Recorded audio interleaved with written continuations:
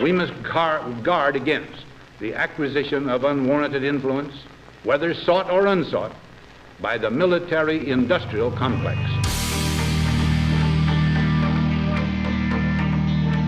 What we do not do is spy unlawfully on Americans.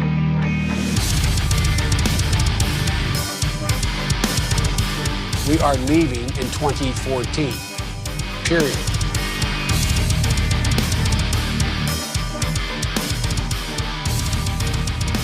Ladies and gentlemen, we got him. America's public enemy number one in the United States is drug abuse. In order to fight and defeat this enemy, it is necessary to wage a new all-out offensive. You are listening to Biting the Bullet with Luke and Typo. Oh, I'll let you do it.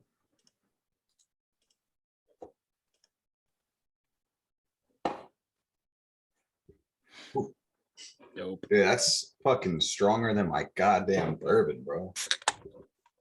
That gives me chills. How much were those little things? This was $3. Did you get one or did it come like a pack? I got one. You can get like buy two, get one free, but I didn't know if I was gonna like it. I don't really like it that much, but I wanted some coffee. But I didn't want I was like, spiked coffee? That sounds good. This looks better over here.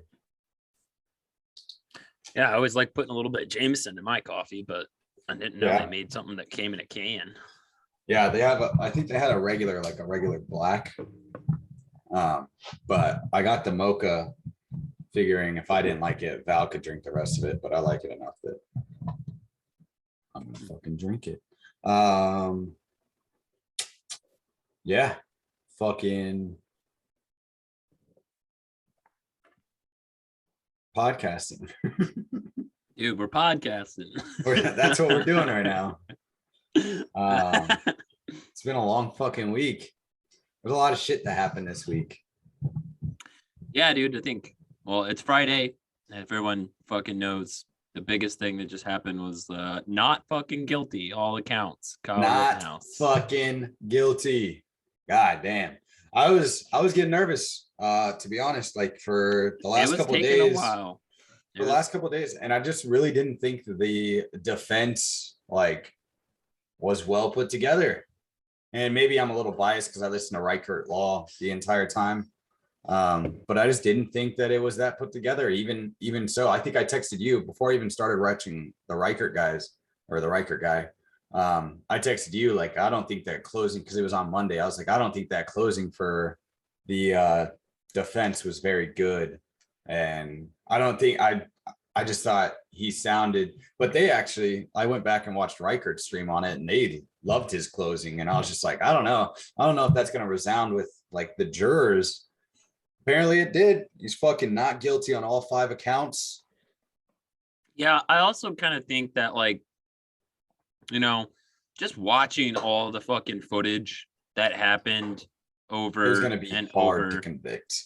It was there has out of 12 people, you would think there's got to be a few people on there that are just yeah, this is pretty fucking obvious. Yeah, this is just obvious. I seemed like they're the majority of them were going to be. I thought, honestly, what I thought, not that he was going to get charged with guilty on any means. I thought he was either going to get a lesser, they were bartering. I thought he was going to get a lesser, or was going to be a hung jury, that there was going to be 2 or 3 people, even one person that was just nope, he's guilty and I'm not going to change. And that's kind of what a lot of people thought. I saw a few people talk about that they were there's 1 or 2 that are just no, or they're Karens or whatever they were. And that they would hang the jury. And I honestly kind of thought that was going to be the case, just the way that it was going about it. Because honestly, with all the evidence and videos put forth, I thought it was pretty clear cut, open and shut case of self-defense, and most people would see it that way. Yeah, after watching that much video time. I don't think there should have been charges at all. I thought that's the thing. I don't think the prosecution or the state or whatever should have brought charges on him whatsoever. I don't. And then they did. And yeah, it was getting kind of weird and then they went for the uh, mistrial without prejudice, like the defense did. And I was yeah. like, what the fuck are you guys Yeah. doing?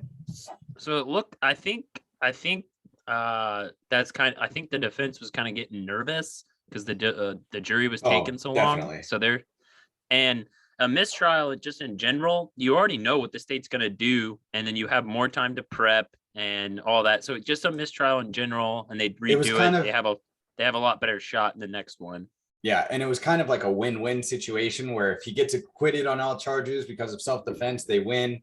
It's like heads, I win, tails, you lose. You know, like I still get something. So like they get to retrial, he doesn't go to prison. That's kind of like that's what it seemed like it was gonna end up being. I kind of thought that because both of them were filed, the mistrial with prejudice and the mistrial without prejudice were both filed, and one doesn't trump the other. So the judge still could have ruled on either of those. And I kind of thought that if they found either lessers or they found him guilty of any count, that the judge might mistrial with perjury. Perjury. No, not perjury. Yeah. With what's the word I just said? Prejudice. Jeez, prejudice. I said it wrong. I can't be prejudiced. I can't even say the word. Yeah, dude. Words are hard. Yeah. It was pretty crazy, but and the whole the fucking media coverage and this had a lot of people's attention, and you never know. Like I was swaying, I think he's gonna get not guilty or acquitted or whatever. But at the same time, there was just a lot of pressure. I mean, Jesus Christ, dude. MSNBC was following jurors. The jurors. After yesterday. I want to see more of that come out. Yeah, it was yesterday. That was yesterday. And then the judge banned MSNBC from having any media coverage in the trial. And then, dude, the just from thing, MSNBC, not everybody. Yeah, but the funniest thing though was once it came out, immediately when it came out, this MSNBC reporter was following a juror home, and it flooded Twitter, flooded Twitter really quick. And if you would have looked at MSNBC's account, they were getting shit on. But they weren't even posting about what happened. They were posting the other news going on in the day. And if you clicked on any of the posts they had, they were just being ratioed the fuck out just for I was a part of that ratio. I went to almost every status in the last 20 minutes. Yeah, dude. It was hilarious, dude. It was they made a post about something random else happened, and then you would just see 400 comments and 50 likes, and you're like, Jesus Christ. I gotta share this tweet because it's a good tweet. In memory of Joseph Rosenbaum, I'm gonna pound a few 12-year whiskeys. Did you see that's from Nick Ashley, Nick_the individual on Twitter? That was good. Did you see Adam Kokesh on Twitter? Yeah, he said, what was his? What's the difference between Kyle Rittenhouse and COVID-19? Kyle's shots were effective. Yeah, Kyle's shots were actually effective. Fucking Chris Amadon on Twitter. He's fucking awesome. He's followed us for a long time. If Kyle Rittenhouse was not white, but was actually black, he probably would have been able to run away faster and this wouldn't have happened.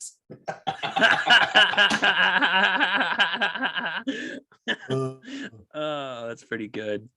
This is fucking awesome. Twitter is great right now. Did you see the crazy lady screaming nonsense that ended up giving herself a fucking seizure outside the courthouse? Oh yeah, dude, that's been the best part about all this. The liberal fucking tears and the outrage. I mean, dude, you got fucking shit ton of people on your Facebook that were upset with you, dude. There was two on my Facebook because I was like, Kyle Rittenhouse not guilty on all charges, and I had two dudes that fucking hit it up quick. And one was in the Marine Corps with me. One I've known since I was in first grade. Both do I know dudes. The Marine Corps guy? No, you don't. I met him in Okinawa when I was doing my radio operator supervisor course. Okay. He was super cool, good guy. There's a picture of me and him on my Instagram too. He's a fucking G. He's out now, obviously too. But they both were like, what, like kind of like what the both black dudes, you know. This was a racially charged fucking event that had nothing to do with race, to be honest. And neither of them said anything about race. But there was a whole bunch of people in my, so they were both confused, but they hadn't really like seen it. Like they like after, because they said something and then I responded kind of generally, like it was clearly self-defense. This was an open and shut case. That's what I think I said something to that effect. And the one dude is like, I'm confused. You're usually more intelligent or something like that. And the other one was like, how is this self-defense? And he was a little bit more aggressive. But then you have all these fucking libertarians that are like, oh, you're just here because of race and blah, blah, blah, blah, blah. And this is clearly not guilty. And it's like, well, first off, like, I don't know, you guys all follow me because of either my podcast, because of things I say on my fucking Facebook or Twitter or whatever else. So you follow me on here. These two people I know personally, I was like, don't fucking talk to them like that. And second off, like, they didn't bring race into this once. You guys did. So you guys are being fucking faggots right now. And they aren't. They may not know the facts. They didn't look at the case. But I calmly explained to them the entire time because they're both people that I respect and, you know, talk to every once in a while. And usually pretty intelligent. They didn't know the facts about the case. And so I told them the things that I had seen, because I literally watched at least this week and almost all of last week's trial, like from start to finish trial, with a panel of lawyers that fucking watched it too, that were commenting on it. Right? Yeah, Law. They basically were awesome. I watched it too. We're basically lawyers now. Yeah, I'm a fucking lawyer now. And I constantly talk to Dino Files on Twitter about it because he's a pretty cool ass fucking lawyer guy too. Yeah, we should get him on. He's actually really cool. Yeah, I'd be down to have him on. But then, but the only reason why I brought them up, well, you brought them up, but the only reason why I wanted to talk about it was like the fucking, like, yes, it's a win for liberty. It's a win for self-defense. But we've been talking about for a while now how like the media has been so fucked up about this that there's a lot of people that don't know the facts of the case. And there's a lot of people that are sitting there commenting that don't know the facts about this case. We know that. So now we have the chance to fucking educate them. And so all I did was I told them like what I thought. And then one of them messaged me and he was like, I'll do some research on it. And then he went and did research for a couple hours. And he's like, damn, that shouldn't even been brought to trial. And I was like, that's what I'm saying, man. Like that was it. And that was it. And we were cool. Like we were cool from the start. Like he and I, we didn't even get in an argument over the thing. It's a little weird mixing like your online community with like people you actually, that's what kind of Facebook is like, it's now my Facebook's a mix between like other libertarians, but also people that I literally grew up with in my family. So and it's one of those things where libertarians like accuse like everyone else like, oh, they can say whatever they want and online, and we do it fucking too. And then you don't expect like somebody to call you out about it. And it's like, well, you can get called out about being dumb fucking too, because they didn't bring up race once, but the first two comments on those posts replying to the two black guys that commented, why do you think this way, were about race. And they didn't even say anything about race. And it was like, you guys are playing the same fucking game. Go fuck yourself. Kyle Rittenhouse is not guilty. Yeah. Well, honestly, the really thing that like pisses me off the most about this, and it's not people I know personally really, but it's like our Instagram and our Twitter and the fucking like libertarian type people that we follow and hang out in like our online little circle or whatever. But like I just don't understand. I maybe this is more my fault because I don't understand. I just don't understand people's obsession with like calling Kyle like, oh, he's just a bootlicker. I don't get it. I think we talked about this. So for those of you that don't know, we just did a show with Liberty Uninterrupted. Should be out sometime soon. We kind of talked about the trial. We recorded it. I don't know, what, 2 days ago, 3 days ago? Yeah, 2 days ago. Wednesday was. Yeah, Wednesday, like the 17th, I think. The 17th, we recorded it. So go out and check that out so you can hear all of our bitching before the verdict of the trial and our opinions. But we talked about this specific thing. So go ahead. I just wanted to throw that out there. So we got him some, give Jamie some love. But I mean, he was 17 when this shit happened. And this guy supported the police. And people want to act like this is like the worst thing fucking ever. And it's like, dude, what you're telling me that when you're 17, you're supposed to have this whole fucking world figured out? I guarantee Kyle went to a public school where they fucking brainwash shit like this. He grew up watching TV shows and movies like we did. You know, we became fascinated and we thought we joined the military. I was gonna say, if we would go after Kyle for like being some bootlicker, like it would be the most dumb hypocritical thing we could do, because like when we were 17, I mean, no, you were 18, but around the same age, we joined the fucking military. We enlisted in the military. I turned 18 and 2 weeks later I was enlisted. It's like we didn't know. Like I didn't know that this whole other worldview and perspective was even out there. I didn't even know it existed because I thought the worldview that I was in was for liberty.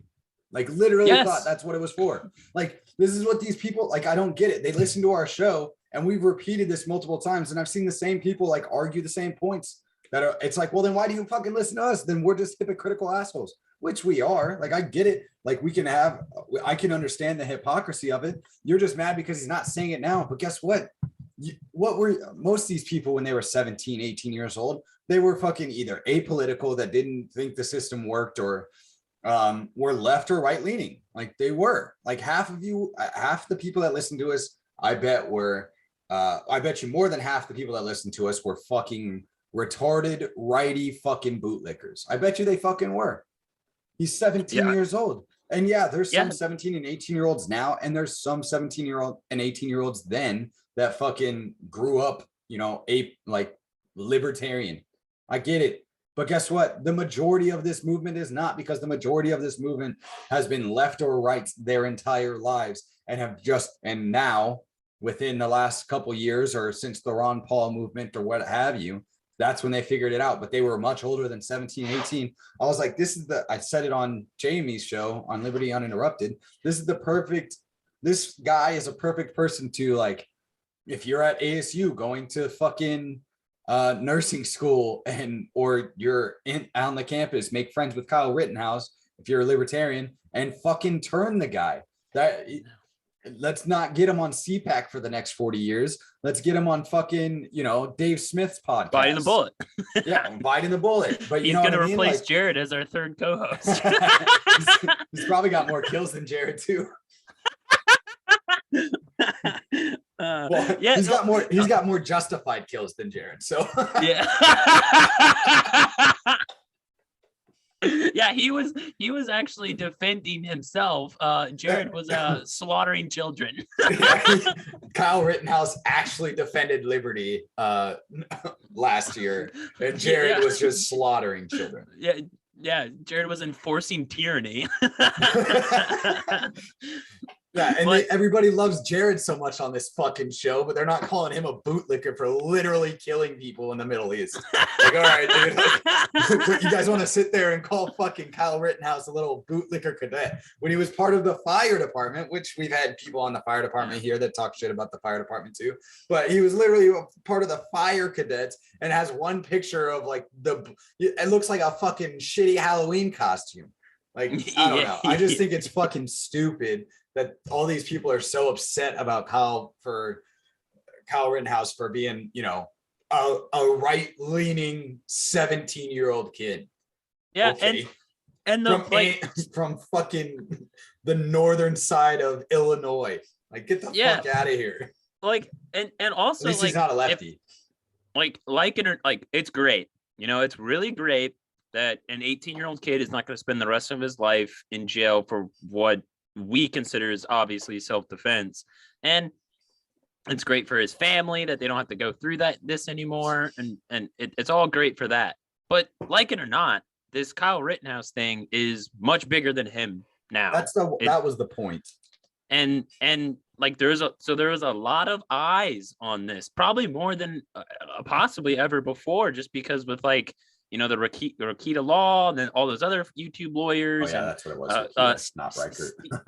Steven Crowder was doing Yeah, like he had a constant big live one. streams and stuff, and so more than ever before. Both of them both went over 100,000 views multiple times this year, or the last 2 Yeah, weeks. the last like 2 weeks. Yeah, It's probably the most exposure to the law system that hundreds of thousands of Americans have been exposed to ever. Yes, and that's the thing, man. That like, and and it's actually like, I know like how politics happens is like some things it just turns this binary thing where like one side's on, you know, like the right, on this case, the right was for free Kyle using self-defense, and the left was like, bury him, he deserves to be in jail. Right. And that's almost better for this perspective, because right-wingers tend to be the ones that are more like pro-police, like they're just doing their job. Yeah, there's bad apples.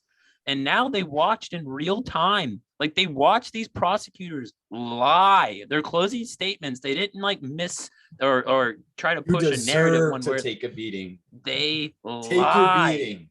They straight up lied about this kid. And then they tried to bury Joe this Biden lied about this kid. Yes. And like, so it's like this huge moment.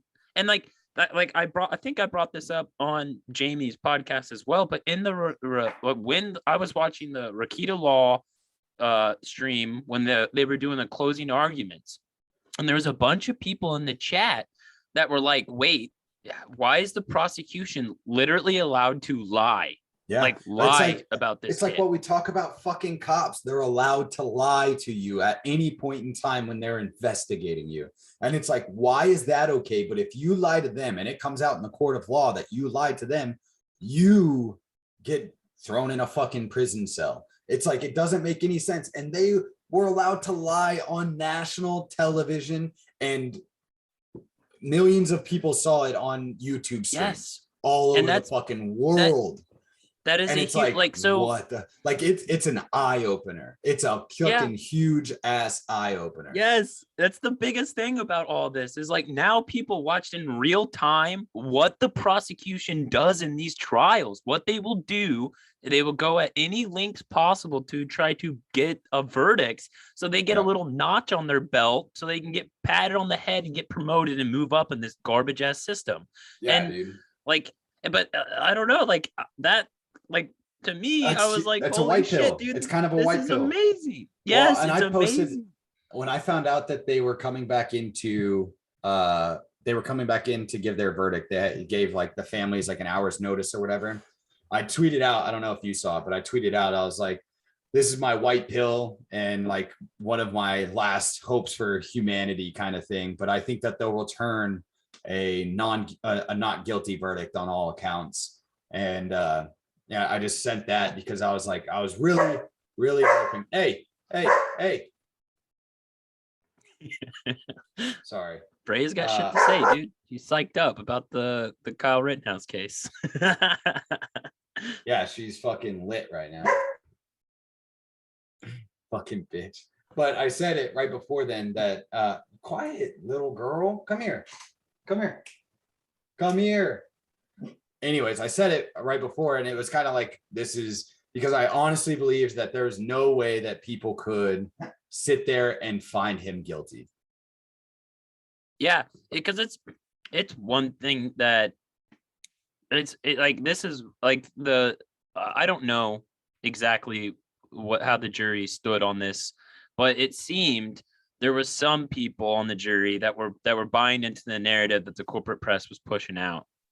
But like, it's really hard for like some maybe lefty progressive leaning type person to really throw a kid in the cage and just it should be key. Hard. I just don't think it would be for them. I don't think it is for a lot of. There was an interesting thing on the Rakita Law that they were talking about, was like a lot of people are using this whole thing as like social justice, and it's like the mob rule thing. And they made a point where it's like the left thinks the scale is tipped back towards them right now because they've gotten away with a lot over the last like 3 years. They've gotten away with a lot, and that they don't want it to be fair. They don't want it to be fair anymore. They want it to be tipped in their fucking favor.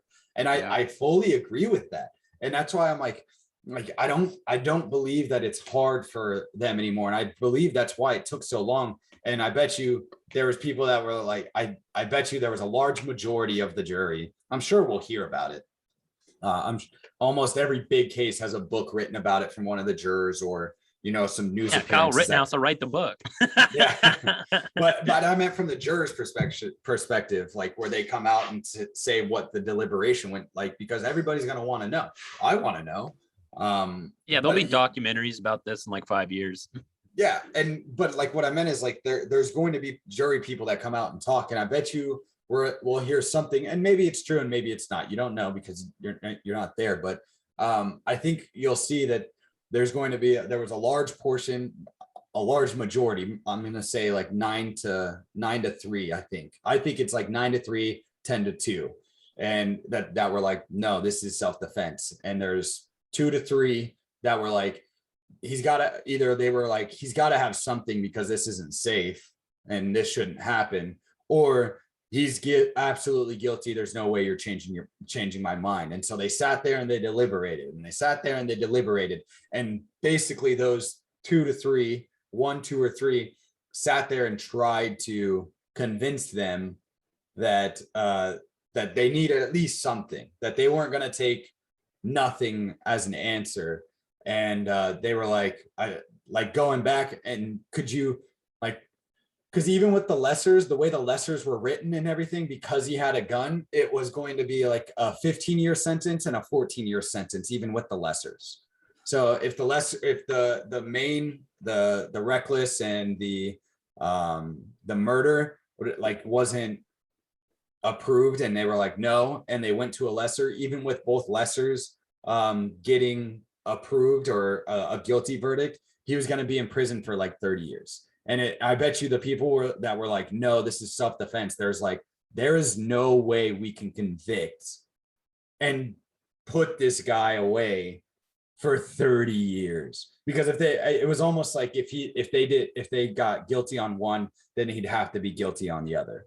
And so there was like, there's no way we can convict this. And maybe that was the strategy that they used to get that last 2 people or last 3 people holding out, that were like, no, it's not guilty. And if you don't believe it's not guilty, and I think that's kind of what happened today, is like, if you don't believe it's not guilty, then you're going to have to tell the judge. And from what it sounds like, a lot of people think the foreman was one of those people. The speaker for the jury was one of those people, like one of the oddballs. And they were like, if you don't take it, then it's going to be a hung jury and you have to tell it. And we're going to be here over the weekend because the judge isn't going to take that right now. And we'll sit here and say that it was self-defense until we don't have to anymore. And I think they were just like, fuck. Yeah. And I also kind of think too that some of the juries were kind of maybe in some ways intimidated or scared what would happen if they did get a non-guilty verdict. Yeah, I mean, I bet you they were. I mean, I heard there was some talk about that throughout the trial. Yeah, I'm not, I'm one. I mean, we've said it before that I don't really think there's going to be riots over this. I honestly just don't think. I think one, it's a little too cold in Kenosha to be rioting, but it's not the summer anymore. Yeah, but that threat still weighs in people. I mean, like everyone knows, everyone knows if George Floyd, or not George, Derek Chauvin, who killed George Floyd, or whatever, if he wasn't found guilty, then cities would have lit in flames. Like everyone fucking knows that. And it was a different case, right? Yeah, but I think that kind of like mentality and how it was presented to a lot of people, it was kind of like the same thing. Like it's like Black Lives Matter versus a white kid. And I just really believe that a lot of people were like, that's not the case. Like, I think a lot of people, especially maybe the jurors, but a lot of people that watched that trial, I mean, shit, the amount of people on the left that have come out after, the first week of the trial that were like, oh, I didn't know a lot of the facts about this trial that I thought I knew.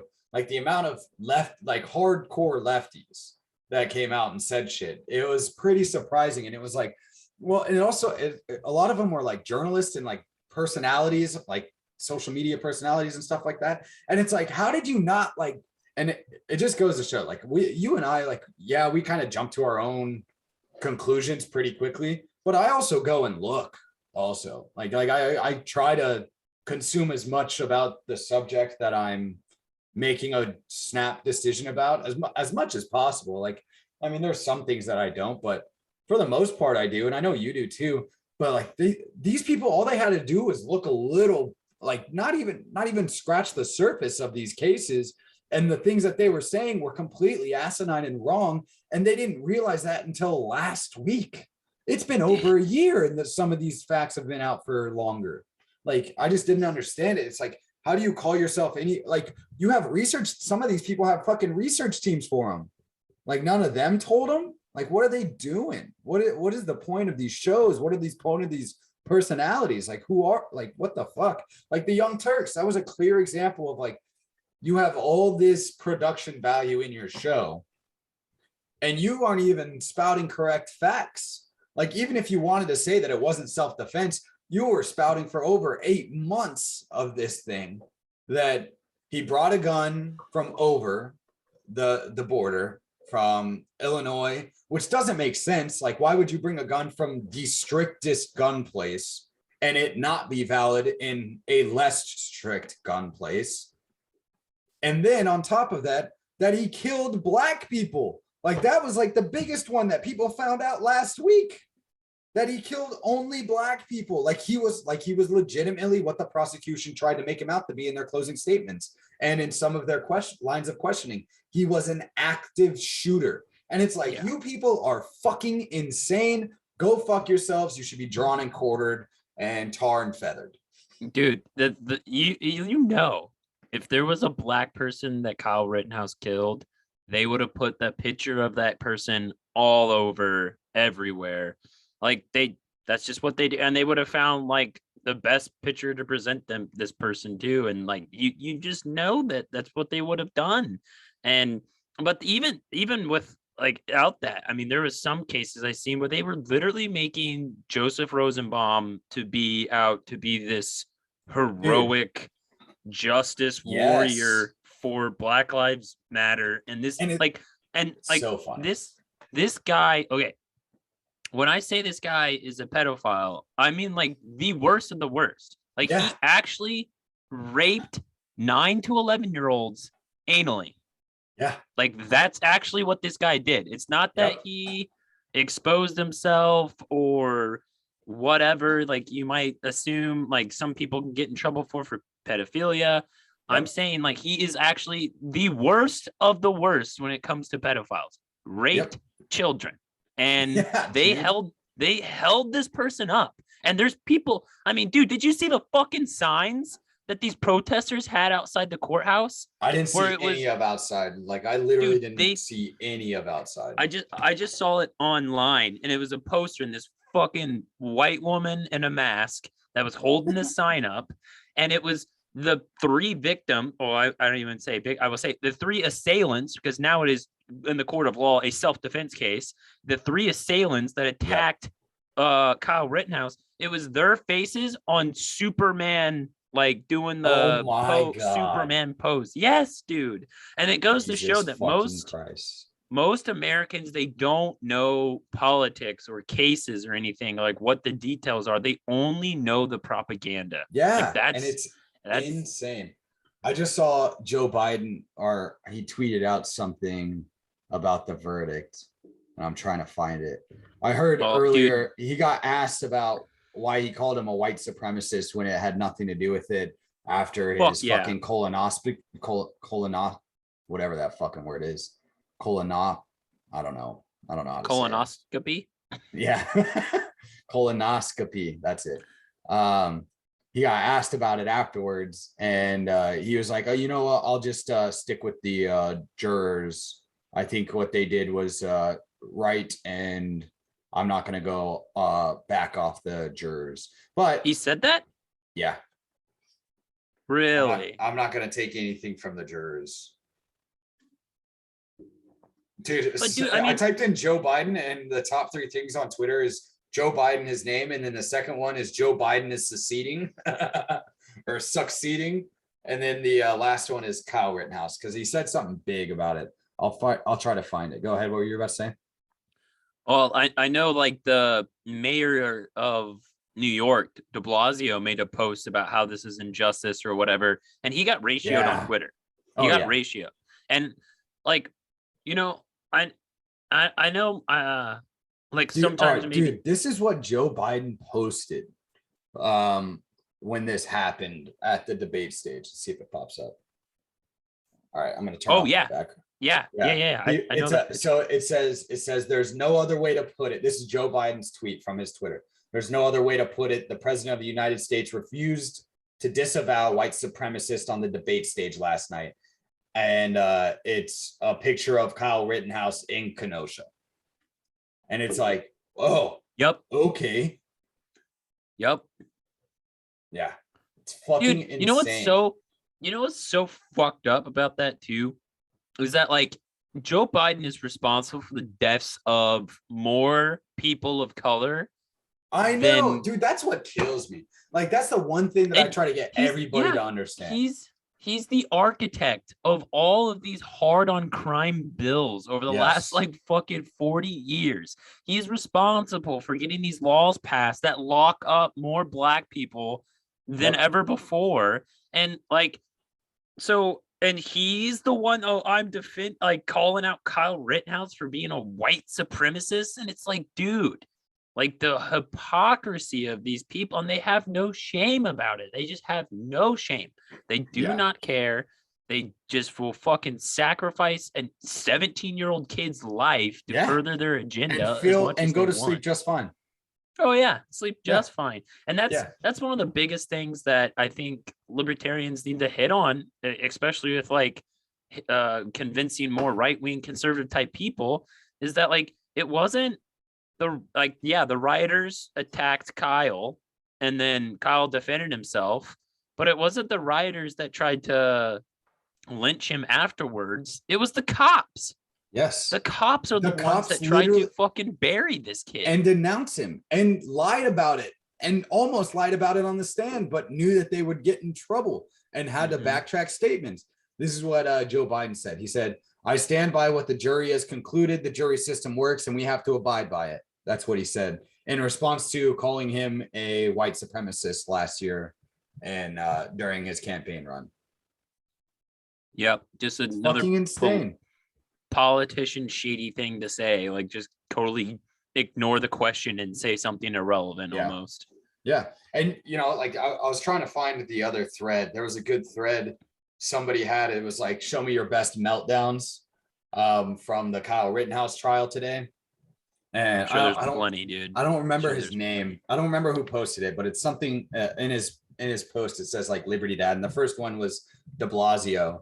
But yeah, de Blasio was like, and he got fucking ratioed. And there was a couple others on there. And it's like, how do they get to continue to do this? That's what kills me, is how do you get to continue to do this? It makes no sense to me. You were found out red-handed, and it's shown and it's proven.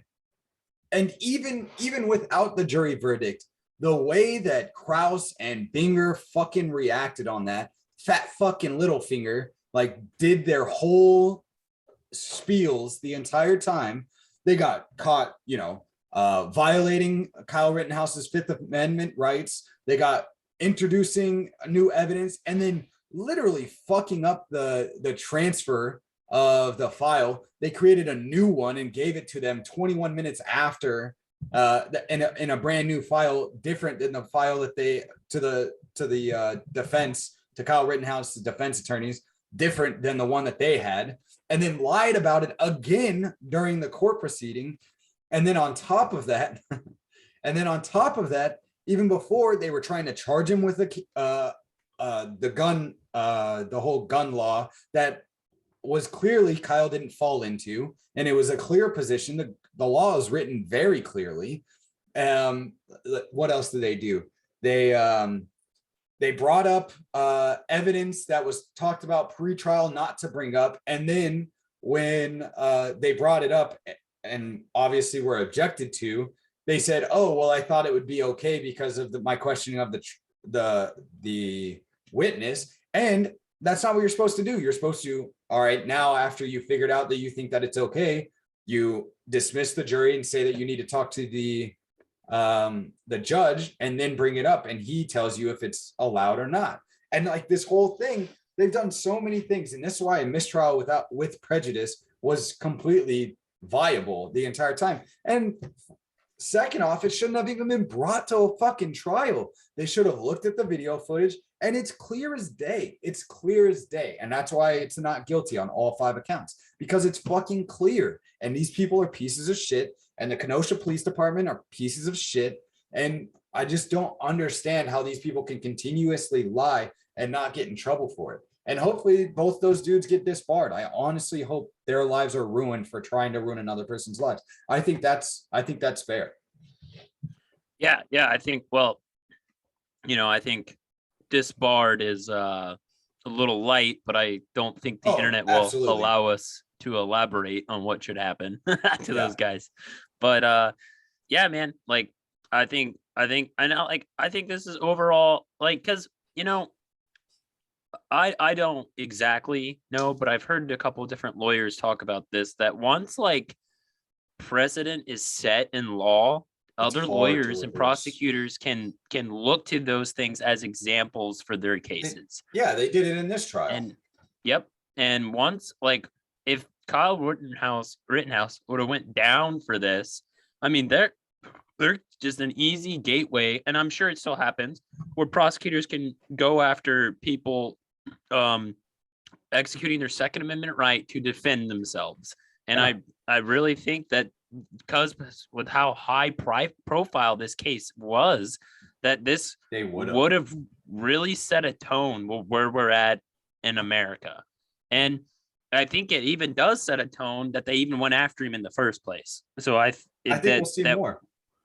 Yeah, I think you're 100% right. There's probably cases out there right now that's happening where they're similar like this, and I know there's cases where people, because like I know here in Illinois, I know in New York, like it's very hard to use like deadly force on someone that's like breaking into your own fucking house. The law of self-defense guy was talking about that on Rakita Law's stream. I can't remember his name, but he's dope. That guy, all he does is self-defense cases. That's what he's.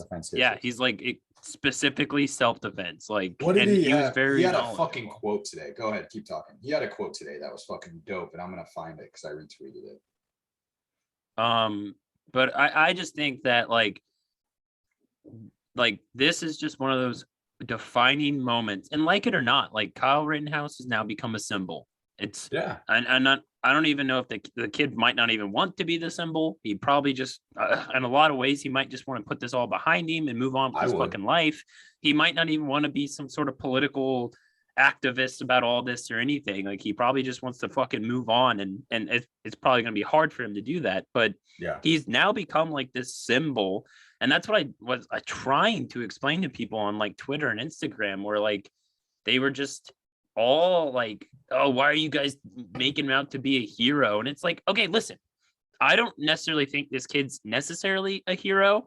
I think he just was defending himself. And I think that is something we should appreciate that in general. Yes. And he killed a pedophile. And that might be kind of heroic. Kind of heroic right there. So we talk about like, these are the same people that are saying this shit are the same people that have fucking wood chipper profile pictures or share wood chipper fucking, and it's like, oh, so now you're upset because he wore a fake fucking police uniform one time. Suck a dick, bro. Like, go fuck yourself. Because he posted like Blue Lives Matter on his Facebook. Like, okay. It's they also changed their names to Four Door S'more Whores because they think it's funny, but we'll sit there and shit on him because he had a Blue Lives Matter post one time. And it's like, oh, let me go through your if you didn't get fucking suspended from all your goddamn Twitter or all your goddamn social media constantly, I bet you I'd find some fucking stupid ass posts that you posted back in 2008. Like, get the fuck out of here. Yeah, I did want to bring up the quote real quick, and then I'll let you go. It was, he said, make sure you have a gun so you're hard to kill. Make sure you know the law so you're hard to convict. And it's just like the best tagline from a fucking lawyer I've ever heard. That's like a GS lawyer, dude. Yeah. It's like the two lawyers that are like, shut the fuck up Friday. Like those lawyers are dope. Where they tell people to shut the fuck up when they talk to cops, like just don't say anything. It's a lot easier to get you out of not saying anything than you talking yourself into fucking something. Yeah, dude, I totally agree. And like that's the thing too, is like if someone that's not even a cop has never necessarily aggressed on people representing the law and they just support the cops, so that means we can just fucking say fuck them and let them go to jail, like let them rot. And it's like, how is that winning anyone over? How is that going to win people over to our side? Like, oh, you support the cops, you deserve to be in jail. Like, or like, why are we even supporting this guy? It's like, because he was in clear self-defense. The state is bringing the fucking hammer down on this kid, and we're just protecting property. He went there to protect property. He was hired by I know they denied it in testimony, but they were hired by these people. Everybody thought they were lying. Yeah. Well, they proved it with the text messages that got that. Yeah. Well, and then that was another thing that they could perjure themselves with, like not the witnesses. Why go after the witnesses? There's no fucking point. Go after the fucking lawyers that put those witnesses on the stand, knowing that they were about to perjure themselves. Yeah. And honestly, like those fucking business owners probably were like super liable. So they were probably like, because there was no contracts. There's no contracts for what they weren't. And the security force that they hired wasn't necessarily a contracted legal security force. Yeah. So that's why they were like, oh, we don't want to be liable for this fucking shit. Have to be. Yeah, exactly. Like, and I don't know. I just don't understand. Like people. Everything about the situation is what libertarians want. A local business hired a couple guys from around the neighborhood to protect their property, which we have such a big thing with fucking property, right? Like that's where the basis of our fucking evolution is property. Our theory, our legal theory, our fucking everything theory is based off property, which includes yourself. They hired a couple dudes they didn't need a fucking, they didn't need a fucking business. They gave them a couple bucks. We're like, hey, will you do this to protect our property over these couple nights? And they said yes. And then one had to use their gun, not to protect the property, but to protect themselves in self-defense after providing medical aid throughout the night. Not phenomenal medical aid, however you want to argue it. Who cares? Who gives a shit? He helped people and then had to protect himself from a violent individual that happens to be a fucking pedophile. Like he hit all the wickets for you libertarian fucks. He hit all the wickets of what in society, how we would want it to go. It would be perfectly okay. You guys they were all okay with all of them sitting there and protecting the property. They had all these people are like, yeah, it's self-defense, but this guy's a piece of shit. Why? Because he did something that you guys won't do. Go protect a private business. Even though you might get in trouble for it at this point in time, he still did it. And he almost lost the rest of his life doing it. He still did more than you. He did more than me. But I didn't really have fucking rights here. But like, not only did he almost lose his life that night, he almost lost his life to the state. Yes. And so why be upset about it that people are posting fucking memes about him? Yeah, and I don't know. And it's like when I mean when it says like he's become a symbol, it's because people when they see him now are going to remember like, man, that kid almost got screwed over. That kid almost got buried by the state. And that's how people connect it. They don't connect it as in like, oh, this kid's like, well, he supported the cops and the cops tried to fucking boot him or anything. Like, no, they look at it as like, this is a kid. He's 17. He defended himself and the state tried to fucking bury him. And it's like people like things like that is it's symbolic to people. And when it's not that he's probably going to be considered a hero to a lot of people or whatever. Yeah. And maybe you disagree with that. Yeah, who cares? The symbol behind it and what it actually represents, the bigger picture behind it, is what matters. That's the biggest and most important thing. And I think that's what libertarians just need to step back, realize what just happened with this trial. We watched all the lies from the corporate press, the state, and all the nefarious tricks and and a lies. Shit ton of people watched them.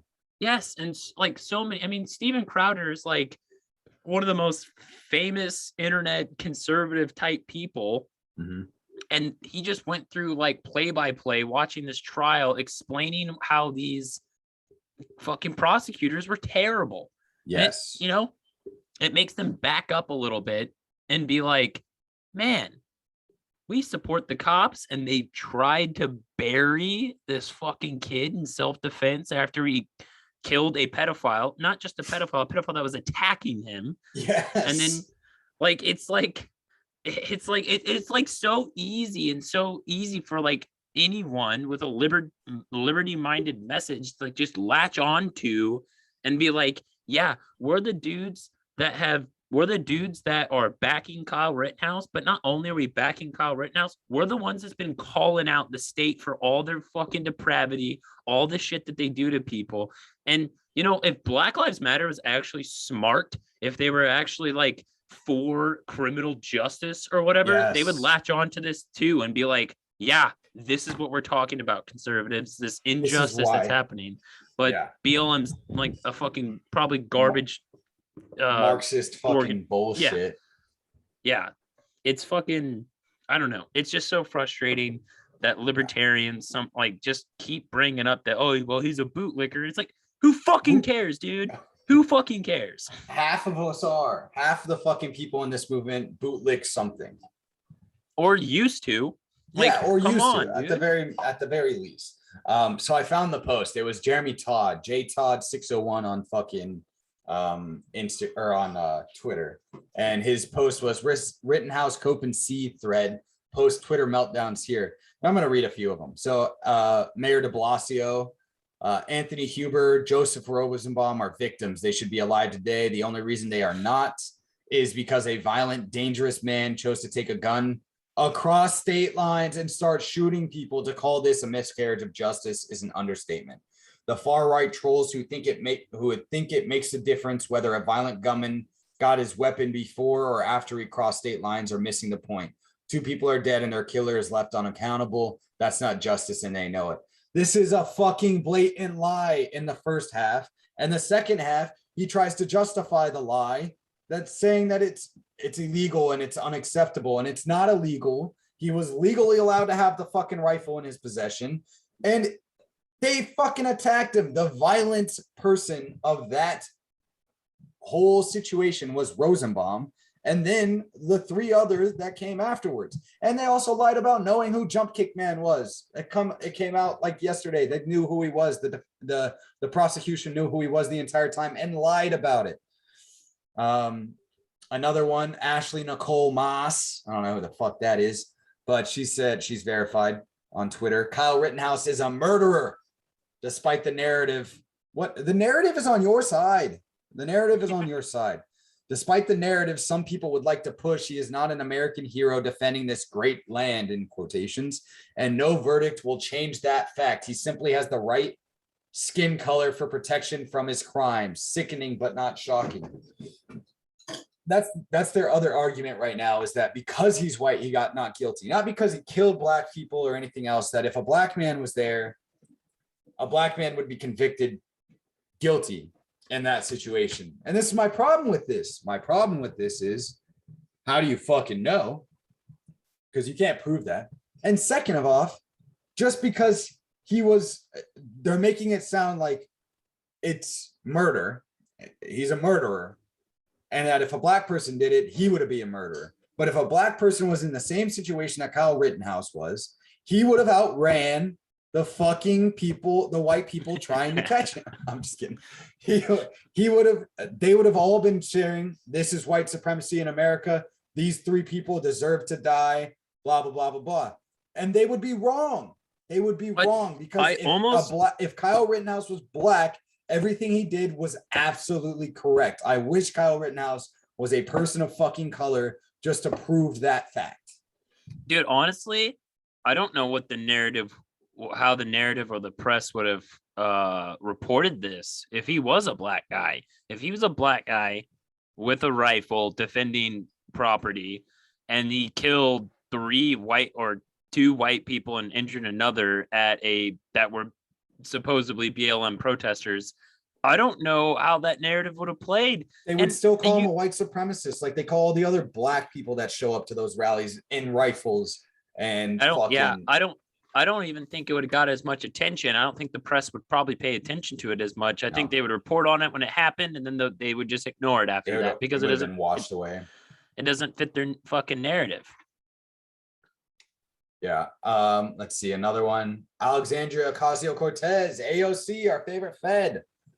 What are we witnessing? What we are witnessing is a system functioning as designed and protecting those it was designed for, obviously meaning white people. It's not like he's some fucking upper class, like senator's son. This is a dude that looks a couple IQ points above retarded. Like, come on. My heart still breaks for the communities and families whose grief now compounds, and the countless others who will be denied and deprived in similar scenes across the country. What we just witnessed was the state coming down on an innocent person because of a narrative that the fucking mainstream media and mainstream news journalists reported on. Falsehoods. That's what we are witnessing, and justice being done. Actual justice being done, because I think, and maybe it's just because it's in Kenosha, Wisconsin. If this happened in Chicago, it would probably be different because of the demographic of people that would have been represented in the jury. But I think it's showing a changing of tides in the United States. I think a lot of people are realizing, kind of like what you said, especially after watching this whole court case, that the state is after normal fucking citizens for things that you should be able to do, like defend yourself. When the prosecution went to their closing statements rebuttal, and Krause sat there and said, you don't just raise your rifle, you have to take a beating sometimes. I think that resonated with a lot of fucking people, especially when this fat, fucking four-eyed piece of shit lawyer that definitely got bullied, probably didn't have to take a beating because he got out of it and whined to his teachers before it happened. Probably a fucking hall monitor. Probably. His whole life that everybody fucking hated. And that's why he's a, fucking almost 40 and a fat fucking cow prosecution defense attorney for the state. This guy, like when he said that, I bet you a lot of people were like, nope, fuck this. Like, I bet you there was more than a few jurors in there that were like, yeah, this guy's on fucking crack. Like, hell no. Like, especially if they have kids, if they were old enough to have kids and they were trying to see how they would see it if their kids did this, they were like, yeah, this guy can go fucking pound sand. If you know what I tell my kids, I tell them to go fucking hit them first before they hit you. Fucking in their Wisconsinite accents. Binger looks like a pretty boy frat boy, like typical pretty boy like frat boy. Littlefinger from Game of Thrones. Yes, yeah, he looks like kind of like what you kind of expect from elite lawyer, like the pretty boy look or whatever. Like, but I would expect him to be the defense, like the defense attorney, like for Kyle Rittenhouse, but kind of slimy, kind of fucking And Krause is just like disgusting sleazeball looking mother, like the fat cat elite that like he just looked like this weasel piece of shit that would be prosecuting Batman after killing the Joker on accident. Yeah. Like that's who he looks like. For justice. But all right, so the ACLU had to chime in today. Dude, that was the worst one. I saw that one. Breaking: Kyle Rittenhouse was found not guilty of the fatal shooting of 2 and injury of another during the protest over the shooting of Jacob Blake by the Kenosha Police Department. This situation represents an outrageous Failure to protect protesters by the Kenosha Police Department and Kenosha County Sheriff's Office. Yeah, if they did that, Kyle would have never fucking been there, you dumb fucks. Months of research and open record requests have uncovered many incidents in which police encouraged white militia members to become armed vigilantes in the street due to their failure to control the crowd. Despite Kyle Rittenhouse's conscious decision to travel across state lines and injure one person and take the lives of two people protesting the shooting of Jacob Blake by police, he was not held responsible for his actions. Unfortunately, this is not surprising. All right, Gage Grosskreutz, or whatever the fuck his weird ass Chicagoan name is, traveled further to get to the fucking Kenosha riots than goddamn Kyle Rittenhouse. You dumb fucks. Was it okay for him to be there and not Kyle Rittenhouse? His acquittal comes after our investigation exposed how Kenosha law enforcement used violence against protesters and drove them toward white militia groups in ways that escalated tensions and almost certainly led to these shootings. Blame it on the police. I mean, that's a pretty easy take, and I think most people will probably agree with you on that one. It is far too easy to overlook the impact that the violence in defense of white supremacy has on the Black and brown communities. Nobody Black or brown died. Nobody, not one single fucking person that was Black or brown died. It is, Jesus fuck. I hate it. The ACLU is such a fucking shell of what it used to be. I know it was never good. It was never good, but they did really good things. They did really good things. Yeah. All I know about them is they defended the KKK and their right to free speech back in they used to have some fucking principle. Yes. I just want to read Mike Cernovich's tweet really quick. I posted on our Instagram. I just thought it was really fucking funny. And he said Kyle Rittenhouse lawfully, a jury concluded, killed more terrorists than most GWAT vets.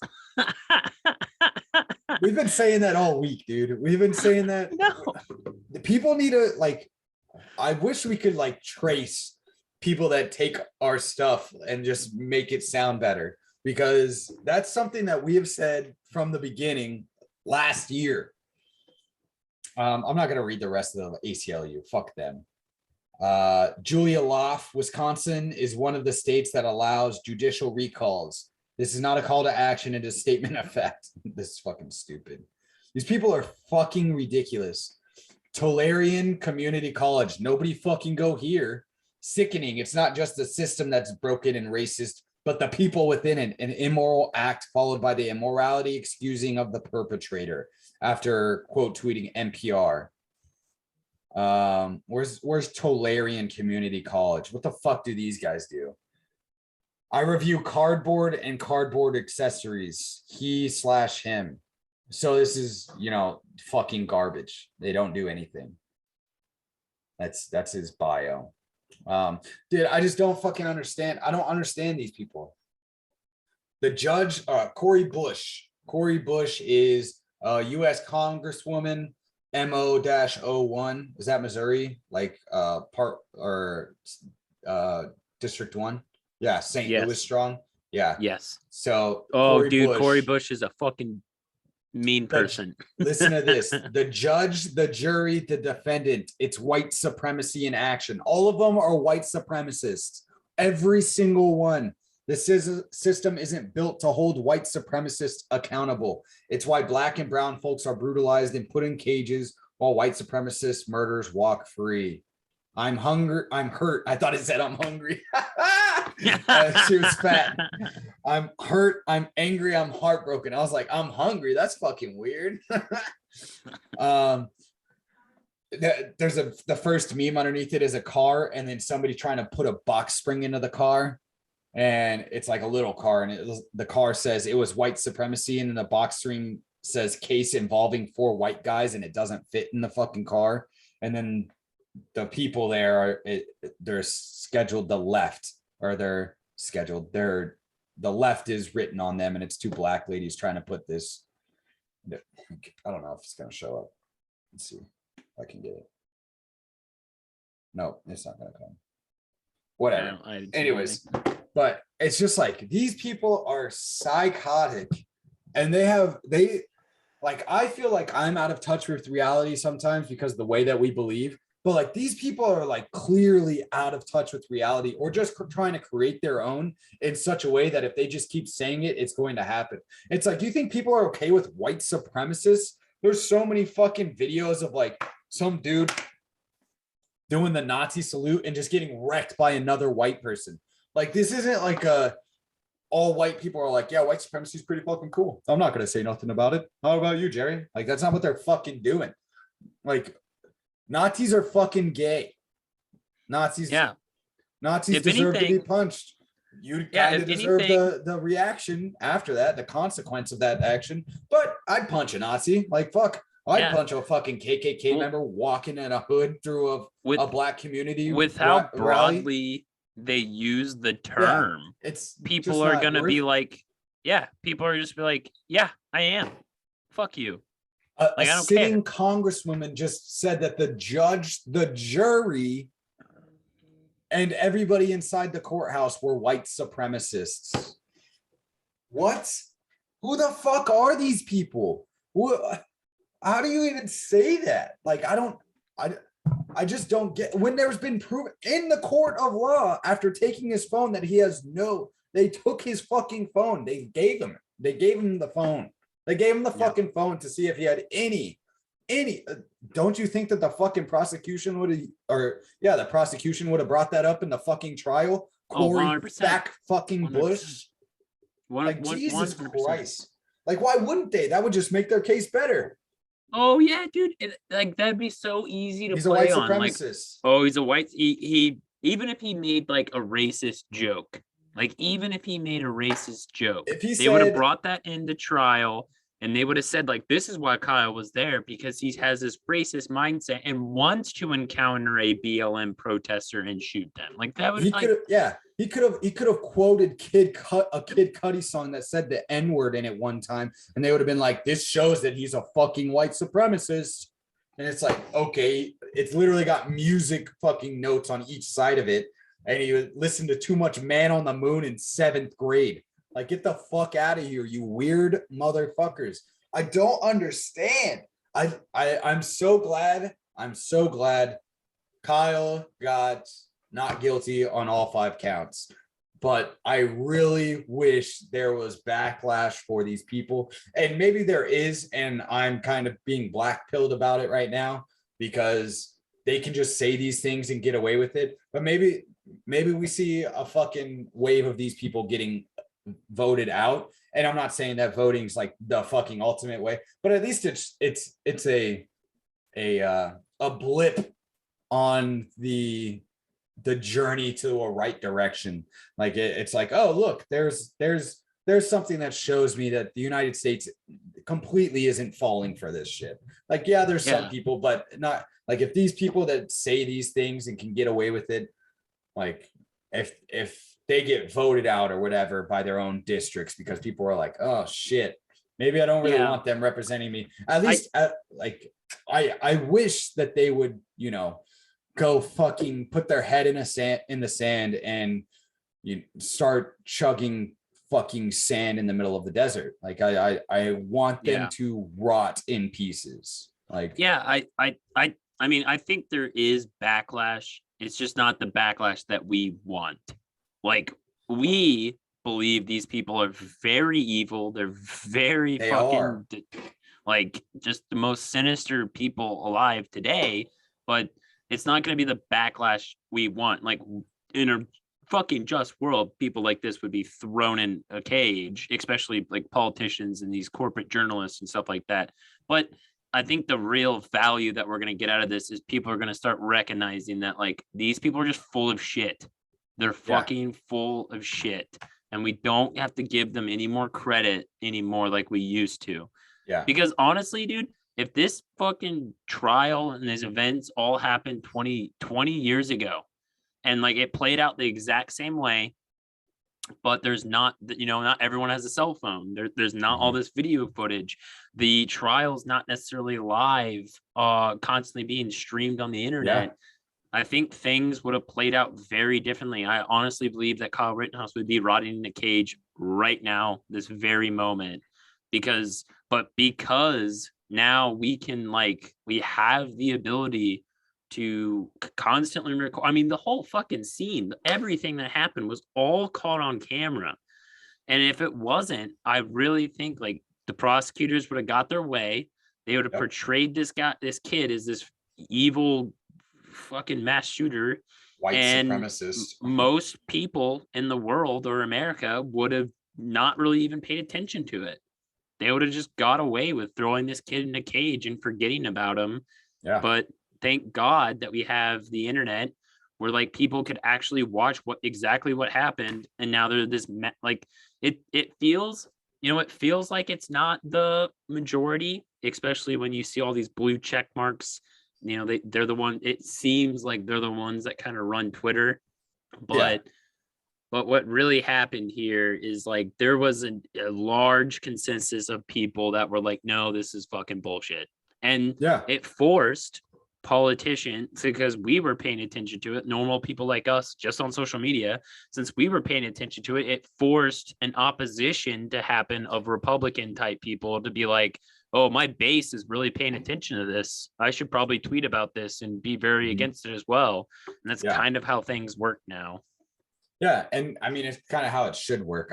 It's like the whole thing where I sent on Twitter the other day. I posted about Joe Biden, where I was like, if Joe Biden really wanted to, change the landscape of America or show he cared about minorities, he would have, abolished the federal law on marijuana and released and executive order marijuana is legal and release all the prisoners that were locked up and abolish their absolve them of their Joe Biden felonies. Would be a fucking legend. Dude, he would be probably the best president we've had in the last 20 years. Like, or at just least by doing that. Yeah, just because it would change so many people's fucking lives, and he could do it. And almost there would be very few. I even think there'd be very few Republicans that would look back on it. Yeah, because it would look bad for them. It would look bad for them because the marijuana thing there's not a divide over Republicans and Democrats on it. Like there's normal people, fucking everyday people. It's a consensus on the Democratic side, like complete consistence on the Democratic side. And it's a bunch of younger Republicans that are for it as well. So like it would be like tomorrow and everybody would be like, that's the best move a president has made in at least 20 years. Best move. Yeah. Best move. Yeah. And dude, that gets him reelected. That gets him reelected. Yeah, instantly. shit like that could. Yes, shit like that very well could. And it would literally do nothing to you. The only thing it does, and the reason why he won't do it, is it loses the prison system's income. Yeah, his special interests would be very upset. His corporate donors would be very upset. But it wouldn't matter because all those corporate donors and stuff, I bet you they get replaced by everyday Americans being like, that was a good move. If he keeps making moves like this, I will keep giving him money. And that's what these people don't realize. It's like the marketplace of ideas is the most lucrative place. Like, look at YouTube, look at Twitter, look at all these things. The marketplace of ideas and how you think and what you do is one of the most lucrative businesses out there. There is people that will go to seminars on how to make money from people that have only made money by telling people how to make money. They never actually did the fucking steps that they wanted to. Yeah. Or that they're telling other people to do. It's like, just by doing that, he would make everything, and it would radically change the landscape of the United States instantly. In literally from 1 minute to the next, it would be radically different. I mean, and he won't do it. It would free, like, I wouldn't say half, but close to half. Yeah, close to half of the people that are in prison today. And like, I don't know, like it'd be over. It's a very, it'd be a very valid point. But like that would be I would think would be a great idea, and it would do well for his presidency, probably raise up his approval rating and probably help him if he made it and tried to fucking run for re-election or whatever. I was kind of thinking he was going to die today, to be honest. Like yeah, I mean, honestly, yeah. I mean, Kamala Harris was in charge yeah, for like an hour or 2 hours or whatever. Or it comes out in like, 4 or 5 months that he has colon cancer and he dies. Joe Biden's actually been dead for months. They're just dragging his corpse around. Yeah. He's weakening at burying it right now. I mean, pretty much. Yeah. Dude, Bernie's weakening at burying it right now, dude. You see him on the fucking floor talking about Elon Musk? Dude, he got so hot and bothered over Elon Musk. Yes, dude. Did you see Elon Musk said, I will give you the fucking money today. Yeah, dude. Well, that's pretty funny. Yeah, with the United Nations, told them, I will give you the 6.8 billion. And then 2 days later, he took out $6.8 billion from Tesla stock. Like, what a fucking savage. He had to sell it off anyways. Like, it was like when his stocks were set to expire. So he had to sell it off anyways. But he was like, I will give you this money today if you give me a transparent like invoice on how we will do this. Give me a plan, and I want to be able to oversee all the like I need the utmost transparency. And they never replied. They turned off comments to their fucking Twitter. And yeah, like, because they're not, because you're fucking lying. They're lying. All these people are fucking lying. They're lying. And I hate liars. I hate that shit. Especially, I don't hate liars. That's a lie in itself. I don't hate liars. What I hate is people in positions of power that use lying to benefit themselves and make it look like they're helping people that they're actually hurting. It's like the whole global warming thing right now, where they're saying that it's a pandemic, that there's victims of global warming happening right now, and that it's a global pandemic and there's victims of it because people are dying from global warming. I hate that. I hate that. Like, that's a fucking lie. There was a lady it was the first one. It was it's the lady in Canada. She couldn't turn her AC on as long because she didn't have the money to. And they blamed it on global warming. Not that the fact electricity was too goddamn high. Not the fact that they can't produce the amount of electricity to take care of all the people in their fucking country, but because of global warming. Get the fuck out of here. You guys deserve to die. They deserve to die. Dude, have you been seeing Dave Portnoy lately? Yes, on talking shit to the Business Insider and that one lady that fucking wrote the hit piece on him. Yep. So for anyone that doesn't know, Dave Portnoy, he's the leader, founder, president of Barstool Sports, and Business Insider wrote a hit piece on him. Like, they didn't basically saying he was raping girls. Yes. They didn't explicitly say the words, but basically in the article, if you read it, you would assume he is a rapist, sexual assault. He sexually assaults women on the regular basis. And what's interesting about that is Dave Portnoy is he is one of the few people that's really kind of rich and powerful, but he has an enormous amount of presence online. He's constantly in the public face and all that. And he is not letting this go. And he's likable. Yes. And he's very honest. Important because he's very honest and open. Yeah, and it's like Crowder. Like, a lot of people like Crowder, but he's not a likable person. He's not an agreeable person. He's not like a very likable individual. Ben Shapiro's the same way. He's not a very likable person. Portnoy's a likable person. He seems like a common man that made a lot of money. And he's very honest and open. He went through his text message of him sexting with women. Yeah. And he's like, you think I like doing this? That my mom and dad are going to watch this? My current girlfriend's going to look at this? No, I don't. But I got to be honest with my people so they understand what the fuck's going on. And he spent an hour or 2 hours on live going through every single accusation and going over all the facts and all the contact with the women that that was accused him of this, whatever. Yeah. And it's just, It's like another one of these moments that's happening right now. That's like a super red pilling moment where it's like these corporate media are getting called out on their bullshit, and like, and now people have receipts.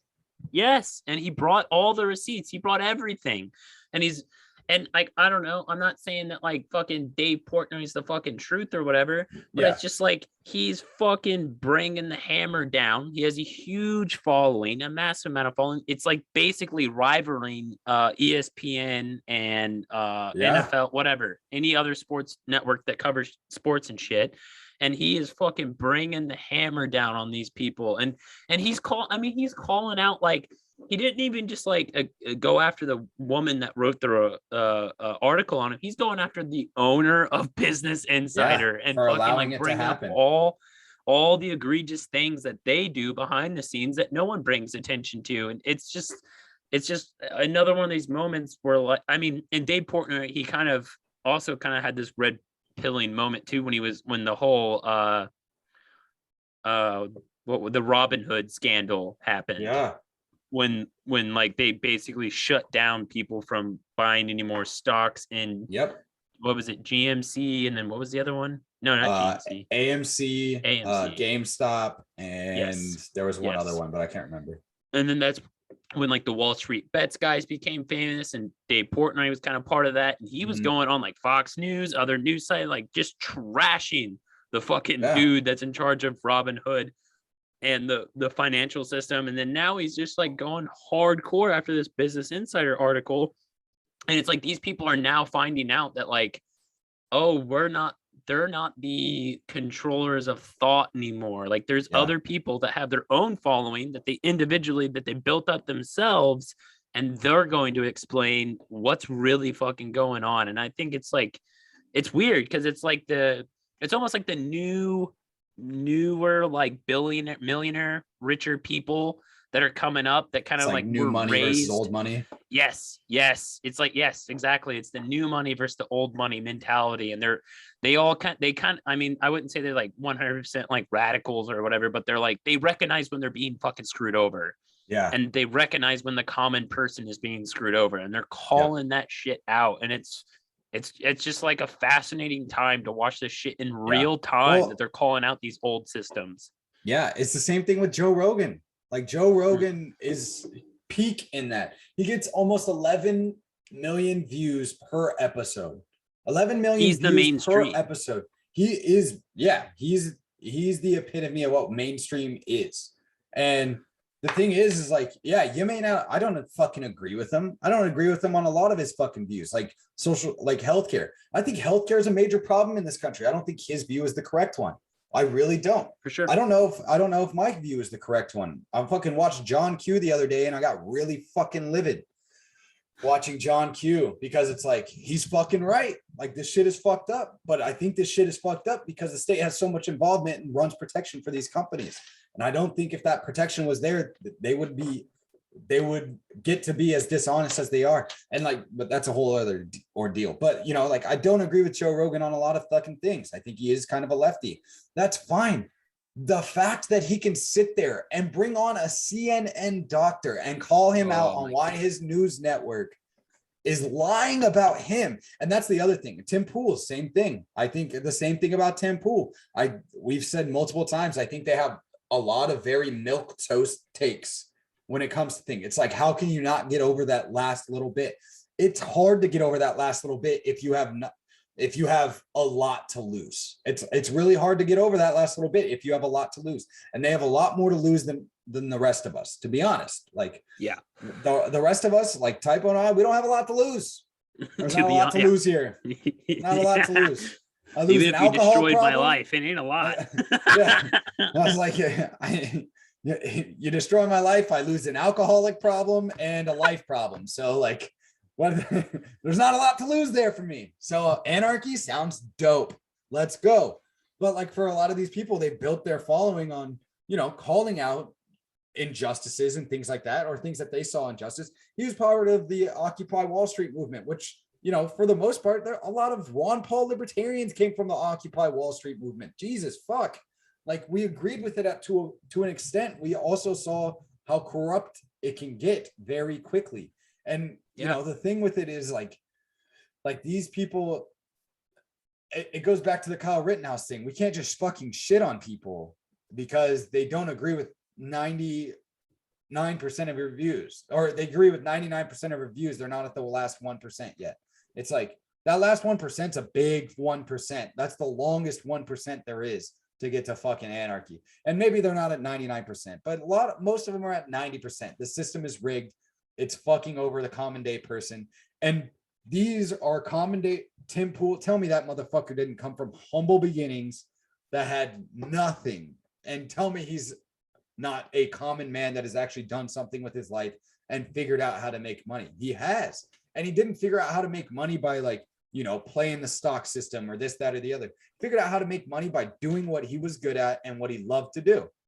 Joe Rogan, same thing. A lot of same thing. Bill or Portnoy, same thing.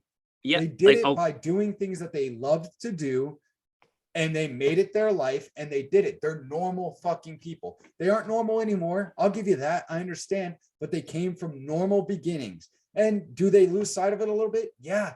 Try having 11 million people watch everything that you do every time you release an episode. Like, of course, you lose it a little bit. I get that. Like, I'm not even mad at them for that. Yeah, it's not that these people are like, it's not like a lot of people, they don't know. I think most people, even us, a lot of times do. It's not that we have the answers to everything. Well, sometimes I think we do, but like, I'm just saying, but like, I don't think that a lot of people have the answers to everything. I just think that what their questions they're asking is what's most important. What they're picking at and what they're like pointing out, and they're pointing out hypocrisies, and they're asking the right questions. They're like, what the fuck is going on? Why are we doing it like this? This is stupid. This system makes no sense. Like, why just logically thinking this is all dumb? And I think that brings a tremendous amount of value. And I think that's one of the most important things is like when they are asking these questions that it's not even like that crazy. It's just that they're asking questions that everyday people are like, yeah, like that's a little weird, but like like a long time things have always been, well, that's just the way it is. That's just how it goes. Fuck, he made Michael Malice palatable to fucking 11 million people. Do you know how fucking hard that is? You know how hard it is to make Michael Malice palatable to 11 million people? He's been on there multiple times. It's hard to make Michael Malice palatable to 11 million people. I'm saying that. Let's be honest. Yeah. You can sit there and do it. Like, it's a good thing. And like, that's where I think like more deeply is like, everyone's like, oh, when's the change coming? When's the revolution happening? And it's like, I think it's already kind of happening. It's not happening in the way that we imagined it, but but I mean, and it's just kind of like the beginning in a lot of ways. But like, we just got the internet. We're still trying to figure out how to use this fucking internet. We don't really know what the fuck we're doing. And now you have it for 20 years. Jesus. Yeah. Like, really accessible for a lot of people. Like, 20 years, maybe 15. I don't really know. Yeah. But like openly accessible for almost everybody in the United States. Yeah. 15 years. So so now we just figured out that, you don't have to be a New York Times journalist to have a voice anymore. You don't have to be a politician to actually have a voice and your opinion actually matters. You can be a regular fucking dude that just tweets fucking shit or post podcasts or post YouTube videos, and you can build a following that way. And it's like the first time where like everyone has a voice in the market of ideas now. Everyone gets a voice. And this is where, and like, we're figuring it out. We're still figuring out how the fuck to navigate through this system. And then, there's like all this censorship, but that's becoming like a reality of like, oh wow, like we can't even say like, they almost canceled Alex Jones from like the entire internet, but now they can't even do that anymore because Alex Jones can just go make his own server, go make his own website and put up his own bullshit and get millions and millions of people to watch his episodes. Yeah. And there's nothing they can do to stop it. And that's where it begins. When you can have someone that's a revolution of today. Voice. Yes. A dissenting voice that can't be silenced anymore. It's happening. We're already watching the change come. It's like El El Puplo on fucking on Twitter shows his nutsack to fucking journalists and then gets fucking deleted from Twitter, and 6 weeks later he's showing his nutsack to another journalist on Twitter. Like, like that's the fucking thing. That's it right there. The fact that you cannot be silenced. Yeah, you have to find workarounds. You have to. Like that's a part of it. We'll probably get fucked over at some point. We'll have to find a workaround. That's why we set up the website. That's why we set it up, is hopefully we can store things there at one point in time. And you know, I have a fucking hard drive full of my shit. But like, I've said it from the very beginning when we started this podcast. What will take over is, it's not going to be fucking guns. It's not going to be a civil war. What's going to change the outlook of the United States into what we want it to be, or of the world in general, it's because of the fucking internet. It's because of technology. Technology is going to eliminate these people because you don't have to follow their fucking rules anymore. Everybody's trying to figure out technology. Yeah, they had a head start. They had a little bit of a head start. But guess what? The rest of us are figuring it out. And we're figuring it out pretty damn good. Like it's not going their way. And it's kind of like a white pill. It's going to get dark. It'll get darker. It's always darkest before the dawn. Like that's like the saying for a reason. But fucking hell, like if anything about this Kyle Rittenhouse thing, or you know, Joe Rogan, Tim Pool's fucking Michael Malice and all them like crossover episode, like all these things happening all around the same time, Rakita Law's fucking stream and stuff, like these are 100%. These are big events that we're gonna look back on and be like, man, I was either a part of that, or I was sitting there shitting on Kyle Rittenhouse because he was a bootlicker. Like, yeah, guess who's gonna look fucking stupid, motherfucker? Like, I look stupid normally, but I'm not gonna look as stupid as you, fucking retards. Like, God, like, yeah, it's funny. It's funny when you do it in a joking manner. Like, it's funny when you're like, it's a joke. Like, yeah, he's a bootlicker or something like that. Those things are funny. It's easy to draw humor out of that. It's easy to draw humor out of the face he made when he was crying on the stand. It's easy to draw humor out of tragedy. Comedy and tragedy are so closely related that people get upset about them being related, dude. God. And it's like, and that's why there's comedy and tragedy. That's why there's tragedy and comedy. That's why it's just one of those things. And the way things are right now, I see comedy as a light, you know, like comedy is a light and tragedy is the dark. And you can always, if there's one thing the military taught me, it was you can always make the worst of times and remember them as the best of times because of the things that you did in them. And fucking hell, if that ain't true now, that's why we do this podcast. That's why we fucking sit here every week and fucking talk about it. And some of this shit is actually fucking funny, no matter how tragic it is. But today we got to win. Today we got to fucking win. And it's a win for self-defense. Yeah. Overall, it's a win for self-defense. It's a win for fucking gun rights. It's a win for liberty. And, you know, whatever, people can have other perspectives. The corporate press is going to make it seem like it's the fucking worst thing ever, but that's another win for us that they're upset about this. Yeah. So, well, dude, CNN, I started watching some of their stream afterwards. Like they streamed after the Rittenhouse. They were like doing stuff outside.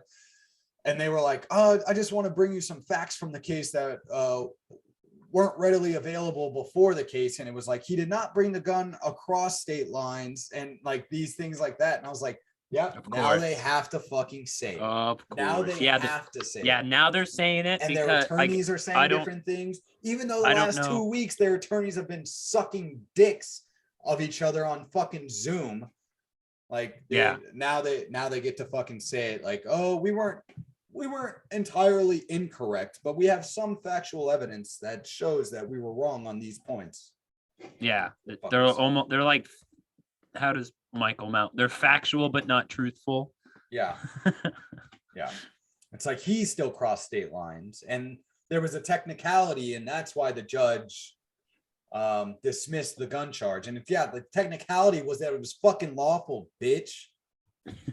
God damn, dude. It's so frustrating. I want these people to like not be able to sleep at night, because I can't fucking sleep at night. It's hard as shit to sleep at night.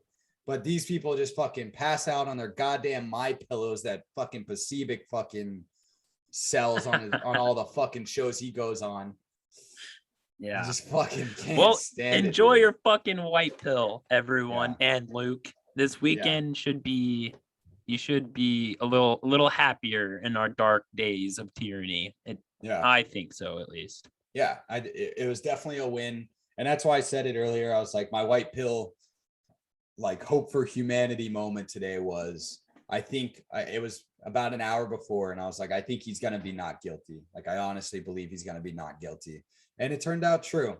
There is still some hope for humanity. There's still some faith in humanity there. And I'm usually pretty good about having it, but just the last 2 years have made me like not have it at all. So yeah, it was a good fucking win today. And I'm glad we got to do our fucking podcast today. What a great day to do the fucking I know, podcast. dude. It was kind of perfect. I was like, man, if this thing goes till Monday, we're gonna put out a podcast and they're gonna come out with the verdict on Monday. I was like, fuck, it's gonna be gay. Yeah. we would have had to do one that night. Like I would have been like, let's jump on a fucking podcast. But yeah, fucking good shit. I don't know. I think that was a good place to end on. I don't want to fuck it up anymore. Yeah, I think that's pretty good, dude. All right. Well, that's the fucking shit show. I hope you guys enjoyed it. Go check out our podcast or our podcast website is what I meant to say. And go get some fucking merch. I got some hoodies and beanies in there that are pretty dope. So you guys should get some. They're not going to sell out because they're sell on demand. So, or print on demand. So, go buy those before the, giant market shortages and the world spirals into hell in, 2 years. I'll end it on my black pill. So all the white pilling we're talking about, and they're on a black pill. We're fucked, everyone. We're fucked. Today is awesome, but we're fucked in the end. Yeah. Typo, you got any last words? Enjoy the win. You already enjoy the weekend, but fucking enjoy your week. It's fucking great. Time for liberty. And just enjoy the little victories we can get because we don't get a lot of them a lot of times. And this one's one we can definitely celebrate. Yeah, that's true. Very true. That's the fucking shit show. Hope you guys enjoyed it. We'll see you next week. We out.